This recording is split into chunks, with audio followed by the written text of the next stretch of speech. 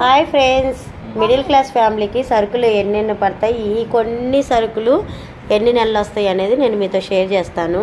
చెప్పండి, ఏంటిది ఇది? చెప్పండి.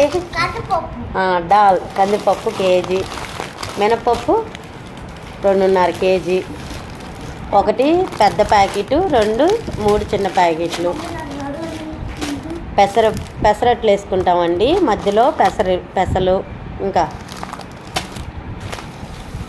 ఇడ్లీ రవ్వ 2 ప్యాకెట్లు అండి, ఇడ్లీ రవ్వ 2 ప్యాకెట్లు. ఇదేంటండి? బొంబాయి రవ్వ. సబ్బులు, సాల్టు, తాలింపు గింజలు. నేను చెప్పిన వాటిలో మా వారైతే చాలా మిస్ చేశారు.